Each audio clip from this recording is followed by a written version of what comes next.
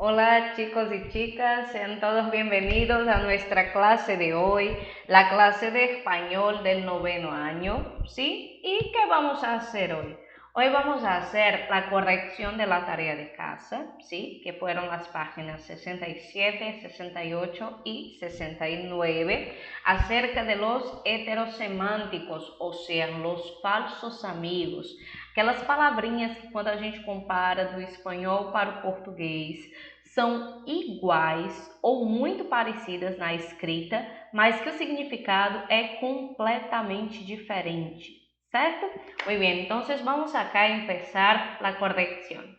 Bien, la primera cuestión tenemos así.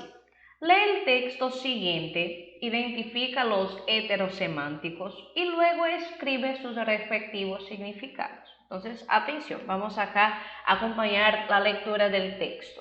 Tenemos ahí. Pablo trabaja en una oficina de turismo. Su apellido es García. Hay otro Pablo allá, entonces García viró apodo también. Pero García siempre tiene mala suerte y vuelve a apuntarle como si fuera el otro. Hace un rato dejaron más trabajo en su escritorio por error. Pobrecito, seu destino é ser confundido.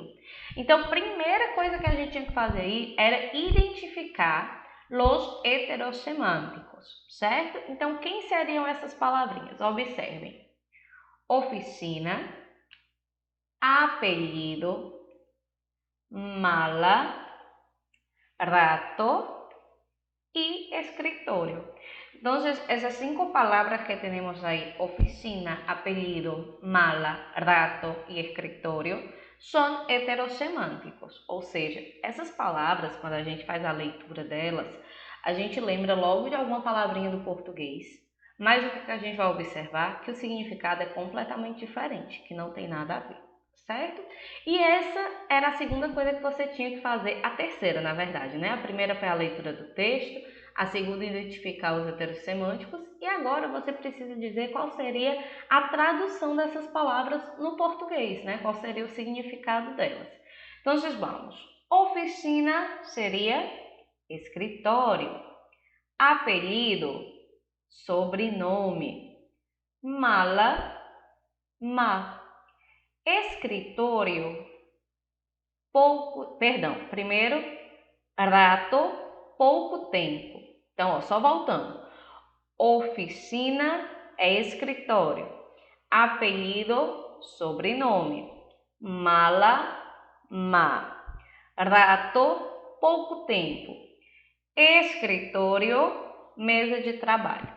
Certo? Então, isso daí seria o significado real dessas palavrinhas, né? Traduzindo do espanhol para o português.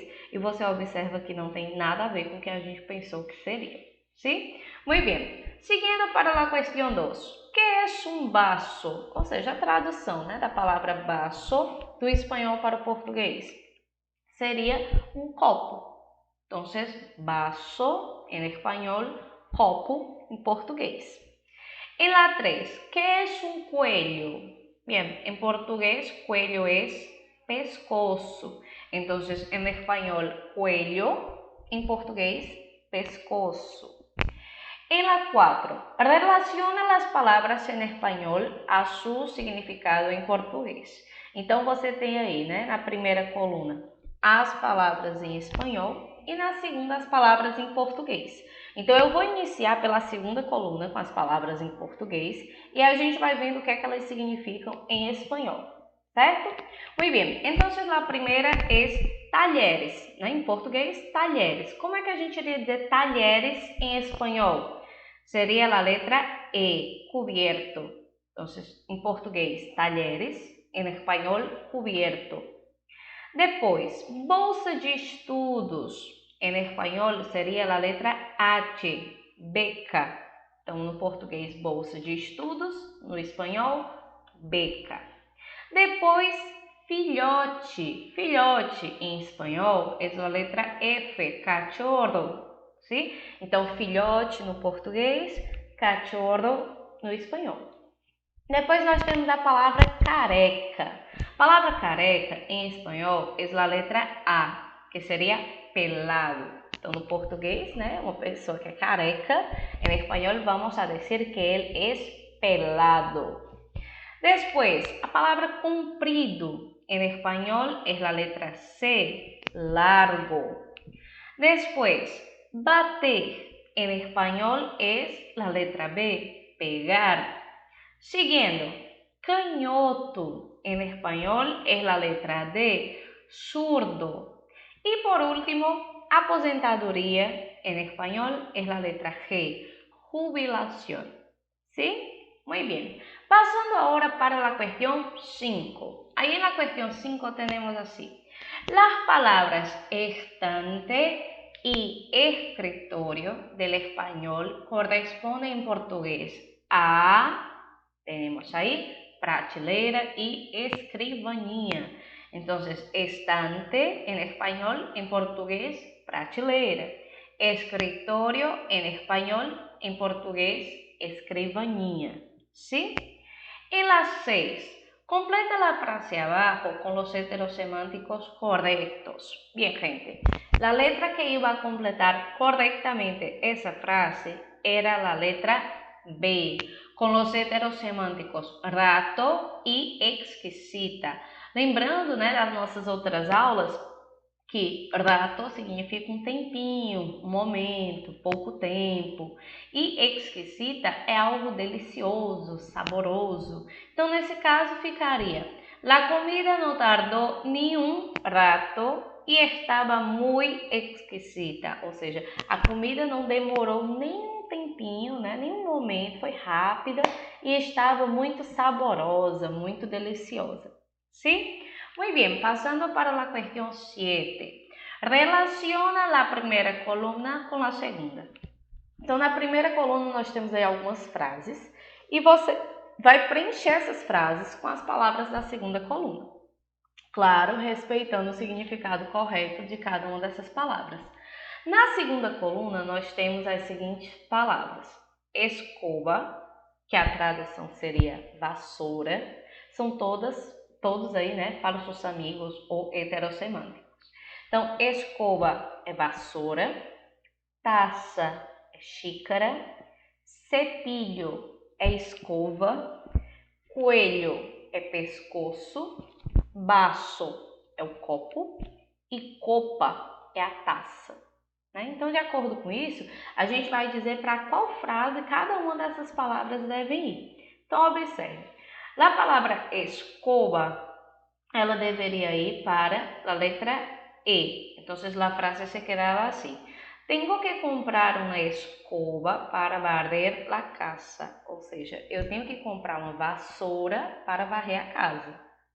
A palavra taça iba para a frase de la letra D, que se quedaria: dê-me uma taça de té, ou seja, me dê uma xícara de chá. Professor, então esse T é com acento agudo, T é chá, isso mesmo, certo? E taça é xícara, então uma xícara de chá. Depois, a palavra cepillo iba para a frase A. Necessito um cepillo para el pelo, ou seja, eu preciso de uma escova para o cabelo. A palavra cuello iba para a frase de la letra B. No me duele el cuello, ou seja, não, eu estou com dor no pescoço, né? Me dói o pescoço, sim? Depois, a palavra vaso iba para a frase de la letra F, que se quedaria: põe el vaso de sumo sobre la mesa, ou seja, coloca o copo de suco sobre a mesa. E a última, a palavra copa, iba para a frase de la letra C. ¿Quieres uma copa de vinho? Ou seja, você quer uma taça de vinho? ¿Sí? Então, essas seriam as respostas de la cuestión 7. Agora, passando para la 8. Indique os vocábulos que são falsos amigos, ou seja, divergen del portugués en el significado. Bien, gente, la respuesta sería la letra D, las palabras brinco y cena, que são falsos amigos. Brinco não tem nada a ver com brinco, né? Com acessório. Na verdade, é pulo, a ideia de pular. E cena não tem nada a ver com cena, na verdade é o jantar. ¿Sí? Entonces, esos son los falsos amigos. Y por último, en la cuestión 9 teníamos así, lee el texto y contesta a la pregunta. Entonces tenemos ahí, en el desván de la abuela.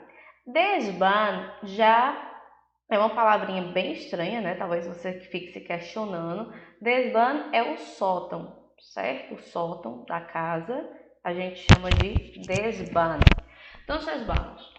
Algunos sábados, Ana visita a su abuela. Vive en una vieja casa de adobes encalados.